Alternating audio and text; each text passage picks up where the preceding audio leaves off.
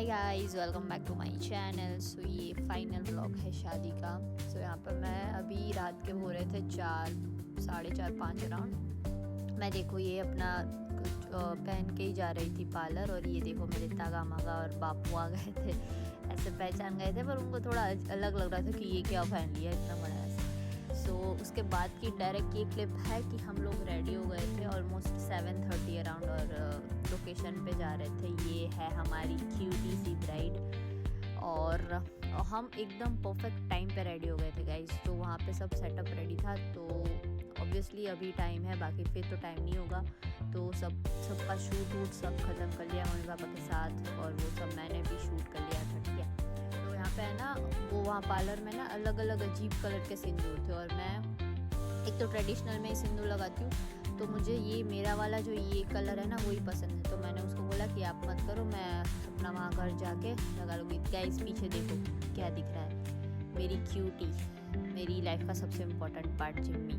तो रिंकू ने भी जिम्मी के साथ शूट वूट करवा लिया था। मेरी शादी में भी हमने जिम्मी का और मामा का पोर्ट्रेट लगाया था।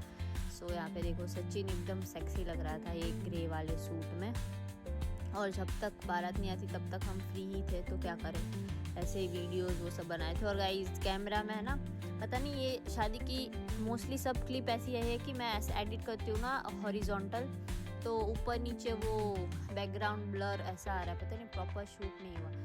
तो इसीलिए मैंने ना जो वो सारी क्लिप्स ऐसे रोटेट करके टेढ़ी कर दिए, तो आपको ये वीडियो में थोड़ा सा टेढ़ा ही दिखेगा और वैसे ही देखना पड़ेगा। पता नहीं क्यों, मतलब व्लॉग की तरह ही शूट किया था, फिर भी ऐसी क्लिप आई है, पता नहीं। देखो ऐसी वाली, पर मोस्टली मैंने रोटेट करके वो बड़ी कर दी है, बाकी ऐसी है। तो ऐसा तो कितना अजीब लग रहा है। और हाँ, यहाँ पे सचिन का बटन टूट गया था उसका, तो ये देखो, ये मामा की भी हमने फ़ोटो लगवाई थी, ठीक है। और शादी में, गुजराती शादी में होता है एक चीज़, जैसे सगाई नहीं हुई थी तो ये क्लिप भी ऐसी आ गई है, देखो ऐसी, कितना अजीब लगता है। यहाँ पे उसको चुन्नी ओढ़ा रहे थे, जो मतलब थोड़ा बहुत सगाई के वो वाला ही मान लो, ऐसा वैसा, ठीक है। और जो मामेरा नहीं, ये क्या है, इसको क्या बोलते हैं भाई, अभी भूल गई मैं। तो ये मतलब इसका मीनिंग ये है कि जो बारात है ना, तो दूल्हे को जो वेलकम करता है ना वो, ठीक है। तो वो मैंने किया था, इसको हाँ सामयू बोलते हैं शायद। तो यार मैं झूठ पता नहीं, अभी भूल गई भाई वीडियो में रिकॉर्ड करते वक्त, शिट। और घोड़ी बहुत ही सुंदर थी भाई, एकदम प्योर वाइट। वैसे मुझे तो नहीं पसंद ऐसे एनिमल्स वैसे वो शादी के लिए वो करना, पर इट्स ओके, करना तो पड़ता है, ठीक है। तो इसमें ना वेलकम किया जाता है ग्रूम का, तो ऐसे टीका वीका लगाते हैं, ये सब करते हैं, स्वीट खिलाते हैं। और जो मेरे सर के ऊपर रखा है उसको क्या बोलते हैं, हाँ उसको सामयू ही बोलते हैं। वो ऐसा एक होता है, नीचे घड़ा ऊपर नारियल, और अब तो डेकोरेटेड वाले आ गए। तो सामयू मैंने किया था, क्योंकि मतलब ब्राइड की बहन या ऐसा कोई करता है, मतलब ऐसे। सो मैंने किया था, मैंने लाइफ में फर्स्ट टाइम किया होगा, नहीं सेकंड टाइम, पर मैंने है ना, मैं जब बहुत छोटी थी ना तब शायद किसी का ऐसे सामयू किया था। उसके बाद बहुत टाइम बाद आज मैंने किया। सो देखो यहाँ पे ऐसी रस्म होती है मस्त। मैं बहुत एक्साइटेड थी ये करने के लिए, क्योंकि मुझे याद ही नहीं है, मैं बहुत छोटी थी तब किसी का किया होगा गांव में ऐसे शादी में। तो बहुत सालों बाद मुझे चांस मिला था कि मैं सामयू करूँ। सो यस, इसके बाद शादी शुरू होने वाली थी, राइट। तो सबसे पहले होता है राम राम जय राजा राम, राम राम जय सीता राम, राम राम जय राजा।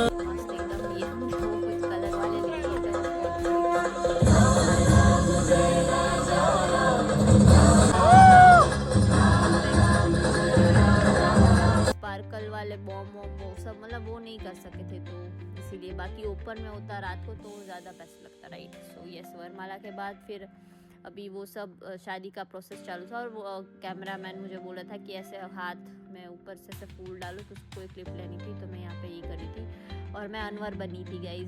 अनवर तो मैं लाइफ में भाई फर्स्ट टाइम बनी, ठीक है। अनवर मतलब क्या होता है अनवर का मीनिंग, कि ब्राइड और ग्रूम दोनों के साइड में एक बंदा बंदी बैठता है, ठीक है। मतलब जस्ट हेल्पर बोल सकते हो उसको, भी हेल्प करे, कुछ गलत हो गया है तो सही कर दे, ठीक ऐसे कुछ, मतलब वैसे पसीना आ रहा है, मेकअप मतलब उनका ध्यान रखे, वैसा ही छोटी है। तो मैं अनवर बनी थी।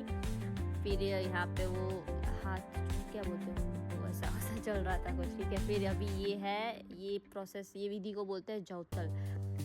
इसमें क्या होता है कि ब्राइड के जो भाई होते हैं ना, वो ऐसी विधि करते हैं। हर एक फेरे के पहले वो होता है, मतलब 4 फेरे होते हैं ना, तो मिनिमम 4 भाई तो चाहिए।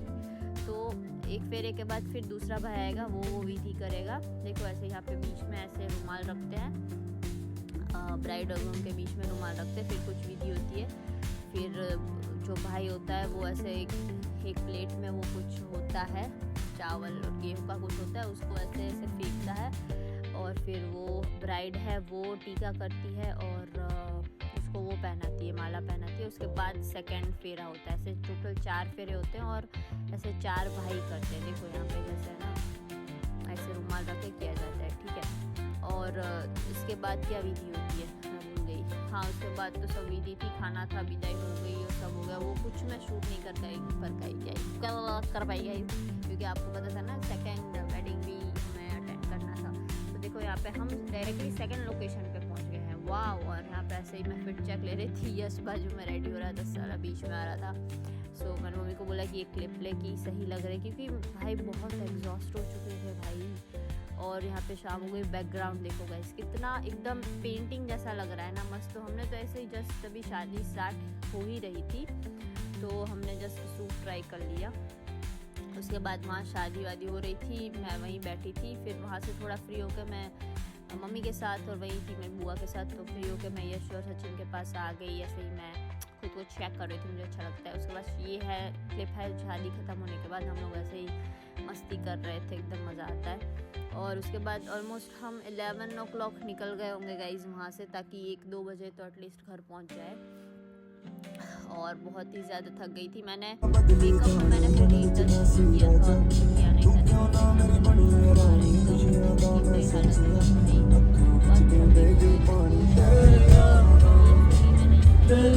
अरे हीरो लग रहा है भाई बापू।